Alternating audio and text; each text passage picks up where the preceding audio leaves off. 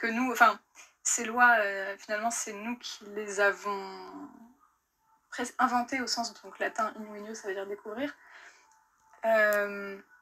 C'est des faits qu'on a traduits en loi, quelque part. Mais c'est des faits vrais de toute éternité. Alors que l'art, c'est vraiment une invention humaine. Ça n'existe pas sans le regard humain. La science, c'est un peu plus... Et du coup, c'est vrai qu'en fait, sans art, il n'y a pas de monde. Enfin, il n'y aurait pas d'humain. Il y aurait un monde, mais presque sans vie, quoi. Il n'y aurait pas de... Oui, c'est ça. Du coup, on peut se demander si ce serait un monde d'humains. Oui. Ce serait une autre espèce, en fait, s'il n'y avait pas d'art. Donc c'est peut-être que l'art a quand même quelque chose de proprement humain, mais alors, tu vois, ça paraît banal de dire ça, mais une fois qu'on a réfléchi à ce qu'on vient de dire avant, ça a un sens assez profond, quoi. De dire que c'est indissociable vraiment de notre espèce. Donc on voit bien où est le problème là-dedans, la problématique. Tu vois, entre nécessité vitale et qu'est-ce qu'on pourrait dire comme alternative, nécessité vitale et nécessité intrinsèque. Presque même, en fait, nécessité de fait, c'est-à-dire, tu vois, là, on avait pensé nécessité en termes de, bah oui, il faut l'art pour ceci, il faut la science pour cela. Mais comme tu disais, il n'y aurait pas de monde, c'est-à-dire qu'en fait, l'art est peut-être, du coup, en ce sens, plus nécessaire que la science, dans le sens où, tout simplement, il est nécessaire qu'il existe. Mais pas parce qu'il faut qu'il existe, parce que il existe, c'est comme ça. Il ne peut pas ne pas exister, dans ce sens-là, en fait.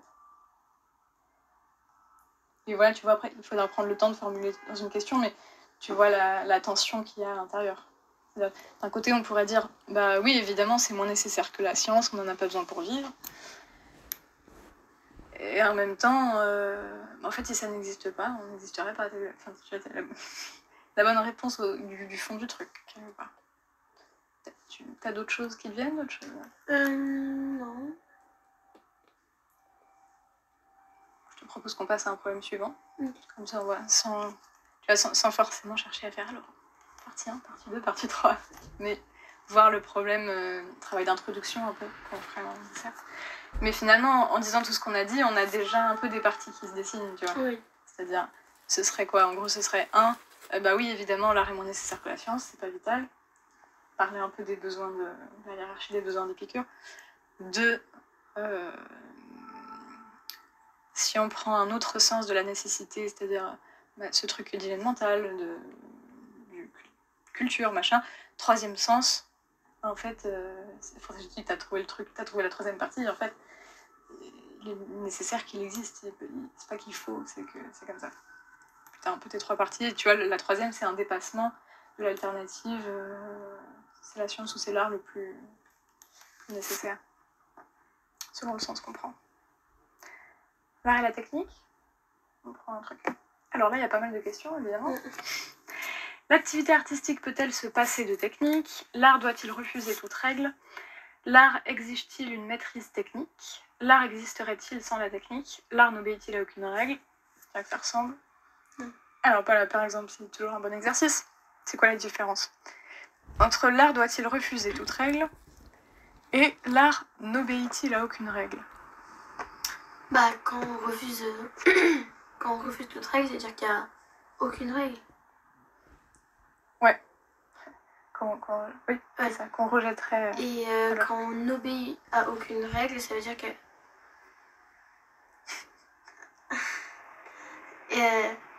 quand on obéit à aucune règle, ça veut dire... Ouais, c'est-à-dire qu'il n'y a pas de règle non plus. Ouais, mais la différence entre les deux questions, c'est que dans la première, on se place du point de vue, bah voilà, c'est l'art qui potentiellement pourrait refuser toute règle, c'est-à-dire on lui propose des règles, il fait non. Est-ce qu'il est obligé d'en prendre certaines, comme si elles étaient extérieures à lui? Et l'art n'obéit-il à aucune règle? Si on répond que oui, bon bah oui.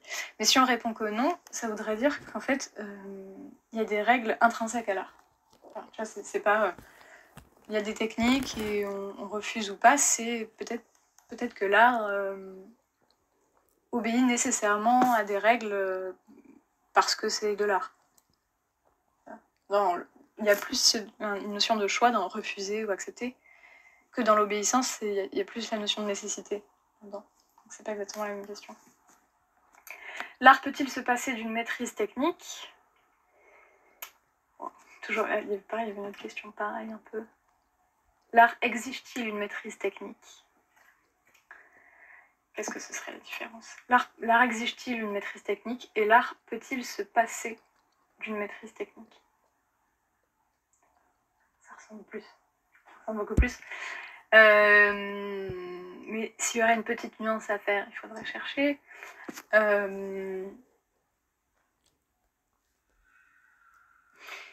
Ce qui fait la différence, c'est toujours les expressions. Donc là, c'est se passer de. Quelque part, c'est l'accent qui est mis d'un côté sur la possible grande importance de la maîtrise technique, alors que là, l'accent est plutôt mis sur est-ce que peut-être que l'art n'a besoin d'aucune maîtrise technique pour exister. En gros, le sous-entendu est un peu de l'autre extrême, enfin de l'autre côté, mais c'est la même question, mais... Ouais. L'art peut-il se passer de règles? C'est pas exactement la même que l'autre. Non, l'art doit-il refuser toute règle? C'est souvent ça, t'as vu, hein. L'art doit-il refuser toute règle? L'art n'obéit-il à aucune règle? L'art peut-il se passer de règles? Se passer d'eux, c'est vraiment... Ouais. Tu voulais dire un truc? Non. N'hésite pas, hein, si tu veux. Ouais, c'est vraiment... Enfin, tu vois, même tu peux imaginer...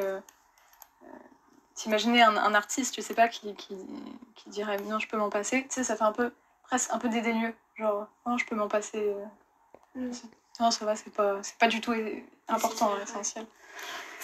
La maîtrise technique suffit-elle à définir l'artiste? C'est là où tu vois, peut-être ça peut avoir une très très grande importance, cette maîtrise technique. La technique nous est-elle plus nécessaire que l'art? Les artistes peuvent-ils se passer de maîtrise technique? Encore ça. Reconnaît-on l'artiste à son savoir-faire? Je vais voir ça tout à l'heure. Je peux le prendre. Non, mais c'est pas C'était où déjà? Ah oui. Un art peut-il se passer de règles? Ah, là, tu vois, c'est pas l'art, c'est un art. Et là, quelque part, ça veut dire, est-ce que tout art n'a pas des règles qui lui sont propres, quoi qu'il le veuille ou non? Quelque part. Enfin, qu'il le veuille, il n'a pas de volonté, l'art. Mais... Un artiste est-il un artisan? Un objet technique peut-il être objet d'art? Un objet technique peut-il être une œuvre d'art? Différent. Parce que objet d'art, ça veut dire...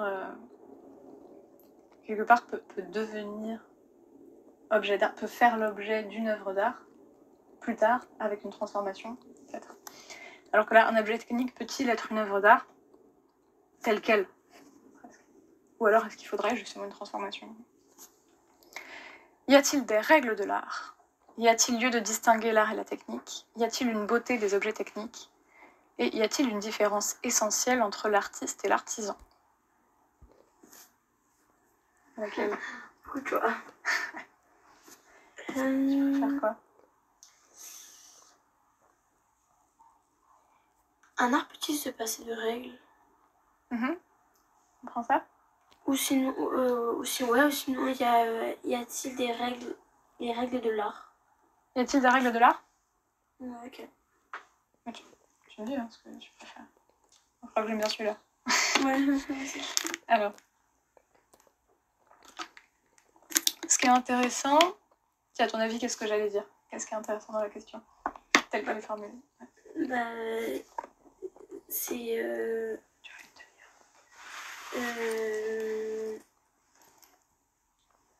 Je sais pas... Dans le... Tu vois, non, enfin, pour l'instant, ça va, je mets ça. Après, j'aurai froid dans une demi-heure avec ça. Dans les... Bon, je t'aide quand même. Dans le choix des déterminants. Ah oui, c'est des règles, c'est-à-dire qu'il y en a plusieurs. Oui, et quoi d'autre comme déterminant? De l'art. Ouais, donc pas d'un art. De l'art en général. Y a-t-il des règles de l'art? Et là, vu que c'est aussi une expression, il faut penser à l'expression dans la vie courante.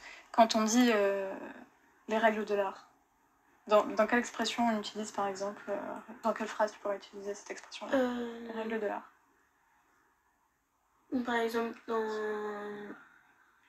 je sais pas, dans une compétition, un jeu ou quoi, qu'on puisse dire, bah, c'est un peu, pas le but, mais enfin, c'est un peu, non, pas le but, mais c'est, enfin, c'est le, je sais pas ce qu'on va dire, mais... L'essence? Ouais, c'est ça.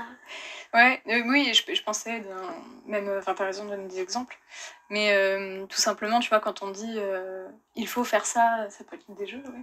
Il faut faire ça dans les règles de l'art, ouais, ça veut dire, il y a une notion de vertu, même d'éthique, quelque part là-dedans.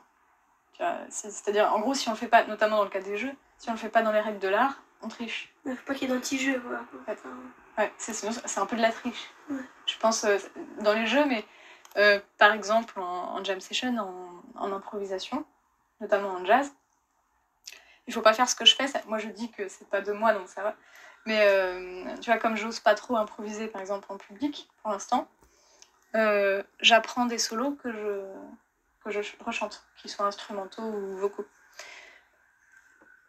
Normal. Alors finalement, ça fait partie des règles de l'art, parce que notamment pour les chanteurs, c'est quand même relativement accepté, parce que c'est aussi un exercice difficile de relever des solos et de les chanter, surtout quand c'est instrumental au départ. Ça peut être un exercice technique, vocal justement. Mais un instrumentiste, déjà quand il fait ça, ça passe moins. Et puis normalement, c'est pas les règles de l'art, on est censé improviser, vraiment. Donc ouais, déjà, dans chaque... il y aurait des règles de chaque art. Mais les règles de l'art en général, ça veut dire il faut faire ça bien. C'est ça. Donc il y a ce sens un peu éthique, vertueux, et puis le sens un peu plus pratique.